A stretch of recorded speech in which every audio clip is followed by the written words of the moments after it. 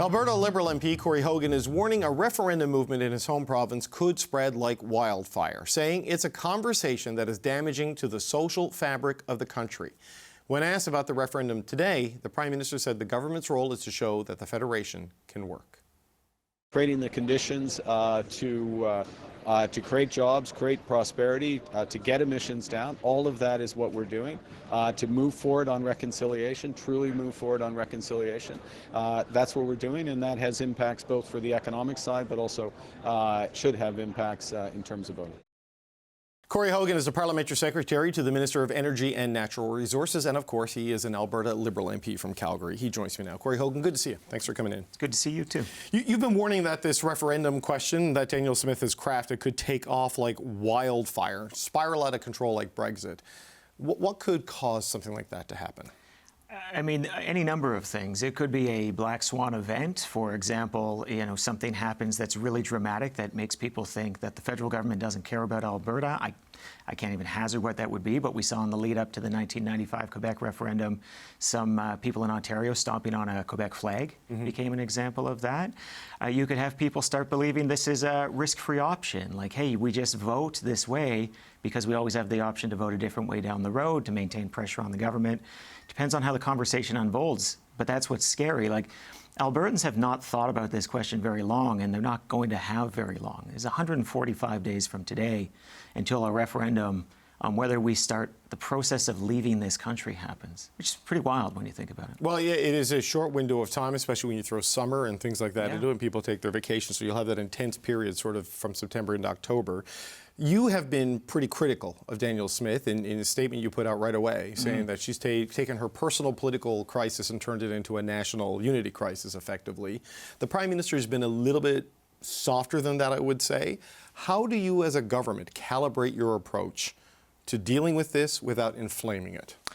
Yeah, well, look, I mean, I think the reality that I have as an Alberta MP is that my constituents expect me to stand up and speak on these issues, and that's what they voted for me to do. Like, I literally ran on Confederation is worth fighting for. That was on my signs, and I'm going to do that, and I'm going to stand up. Your riding was also Calgary Confederation, it helps, so it was a clever pun, I get it. But now that's precisely where you are. Yeah. Well, and look, I'm gonna call a spade a spade. I'm gonna be very direct when I see something like I saw, which is Danielle Smith changed the rules, not once, not twice, but thrice, with the announcement to allow this separatist referendum to go forward. I've got concerns with that. Ultimately, that is something that's going to have to be resolved by myself and every other citizen of Alberta down the road, and there should probably be consequences for such actions. But we can't dwell on that. We're now in this situation, and now it's incumbent on those of us who love the country to stand up and fight for the country. But is the approach that you took, was that sanctioned by the PMO, by the Prime Minister? Were you told not to do that, or are you just given the license as an Alberta MP to say what you feel on this? Yeah, it's funny because I saw a tweet from Dimitri Soudis, who worked in the PMO for Harper, saying, effectively something like, I can't believe the PMO hasn't told you not to do this. It's not how we work in the Liberal Party, right? We agree to sign on to a platform. We have to vote with this platform, but we do have a degree of freedom that I think that some people just assume we do not have. So, I thought it was good courtesy. I sent the message I was going to put out to the PMO. I let them know. They said, great, thanks. It wasn't an approval. It was a heads up. And look, I mean, I don't know necessarily if they thought it felt one way or another into tactics. Certainly, we've had many conversations about separation. But I also said I think this is something that needs to be said. It doesn't need to be dwelled on, but it needs to be said. So then what then needs to be the core message from the federal government on this? Because, the Prime Minister got a bit of pushback from people like Michelle Rempel-Garner and others with what he said on Monday, I believe it was, that, believing this is a consequence-free vote is a dangerous bluff, based on the experience of Brexit. Yeah. Does he go as far as you? Is that what you would recommend, or does he take a more measured approach? How do you see it playing out? I think what was interesting about that particular conversation, and I know Michelle, and Michelle, I think, has her heart in the right place, but she almost got into meta-analysis territory. I don't think we need to be fighting as federalists about these things. We are going to take different approaches. We're going to bring our experiences into it. We're going to highlight things that we have expertise in. The Prime Minister has expertise on Brexit. I think of all of the people in government, he's the one you want to look at when you're talking about that comparison. And we're all making that comparison. Similarly, I've worked for the Alberta government. I know Danielle Smith well. I'm going to make the comments that I'm going to make. I know Michelle is going to make different comments about the value of the country. I don't think this is a one-size-fits-all thing. And we're going to make different messages for different audiences, but all with the same goal in mind. You know, we saw an Angus Reid Institute poll on Monday, 35% of Albertans in that range willing to maybe vote for this. Spoke with John Santos, who's a data researcher with Janet Brown Opinion. I used to work with John, actually. Well, and you know how accurate Janet Brown and her team is when it comes to diagnosing what's happening in Alberta. He does see a bunch of paths where this could get to more than 50%. I mean, how do you view that? Because even at 35%, that seems high.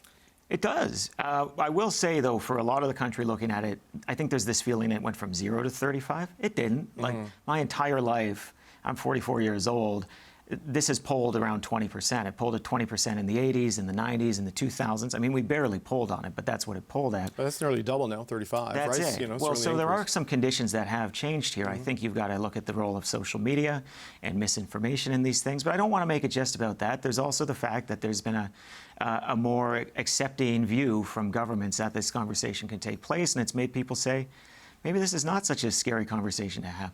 I think that's wrong. I think it's a very scary conversation for our economy, for our social fabric, but you can see how we got here. The thing is, we got here so fast, we just don't know where it goes from here. Like, if you look at the polls, there's a lot of very firm Federalist vote there, very firm. But to the point I think that was made by Janet Brown and John Santos, here be dragons. Like, we've just never been in a situation like this. And say what you will about Quebec separatism, people have thought multi-generationally about whether they're separatists or not. We're going to have to decide this in 145 days. Summer's in the way. Feels like you're going to make a decision based on the last 2 Facebook posts you saw on the way to the polls, and we just don't know what that means. But, you know, the Parti Québécois was formed and fueled with the notion of seeking, you know, the national project in Quebec. Danielle Smith, it was not part of her mandate, but here we are with a situation where she has gone to multiple lengths to allow this to happen, despite the court upset. The party itself has said it is going to be neutral, despite its founding principles being it supports a loyal and united Canada. And its membership, according to the president, is largely, if not majority, separatist. I mean, is Danielle Smith effectively leading a separatist party and potentially a separatist government right now? Well, I think she's leading a party with some incredible internal tensions. If you look at the polling, you know, federal Liberal supporters, federal New Democratic supporters, they are really firmly on side of like federalism. It is a little bit of a different story in the UCP and the CPC. Now, I don't say that to kind of throw stones or pick on them. I am saying that this is a tension that they have to deal with. But they are also the people who are going to be the champions who are most able to persuade. So I really look to federalist voices that exist in the UCP and the CPC, and I hope they stand up and proudly say they're Canadians, because they're going to need to lead this movement of theirs, because this movement has been drifting for a while, and it seems more open to separatism than I think they're comfortable with, or certainly I'm comfortable with. You know, the MOU is a final point, and these moves on environmental policies that were a problem and regulations were a problem for the government of Alberta and a lot of the people of Alberta.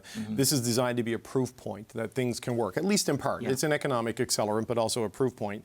Danielle Smith got what she says she needed to get a proponent and a designation by October 1 as a project of national interest. And now she sets a referendum on this for October 19th. Who's going to put the billions on the table to put the pipeline in the ground when she has put separatism on the ballot? What does it do to the pipeline ambitions? Well, broaden your point. What does this do to our economy in Alberta generally? If you're looking, I mean, capital hates risk, and you've introduced political risk, and that's a challenge. But that's also one of the main reasons why, when we talk as Albertans about this, we need to be clear that this is not a consequence-free musing. Right? There are challenges that come from this. People will start to say things like, can I invest in Alberta? People are going to start saying, do we even know what the currency of this place is going to be in a year, in 2 years? I mean, that's really challenging. But could this undermine the whole arrangement, all of the progress that your government has tried to make with your province? I don't think that we have to worry about that quite at this point. I do think that cooler heads will prevail. I think we're going to get to the other side of October 19th, and I think you're going to see very firm support for Canada. But these are the risks, you know, going back to that Janet Brown polling. These are the risks, and that's the unfortunate part about this conversation. But now is the time for us to really remind ourselves about the value of this country and all of the benefits that comes from it. And there's an incredible number. We are a very wealthy country. The average Canadian has a median wealth, or a median wealth higher than the average American. We don't think about that, but we have that because of healthcare. We have that because of social supports. Education doesn't cost as much. We've constructed a society that lifts us all up. We're wealthy for it. There's a lot of opportunity that comes from that. Even things like that. I think we've forgotten as Canadians, as we've sort of moved through culture war turmoil. Let's remind ourselves of those things. Corey Hogan, Liberal MP for Calgary Confederation. Thanks for your time today, sir. Thank you.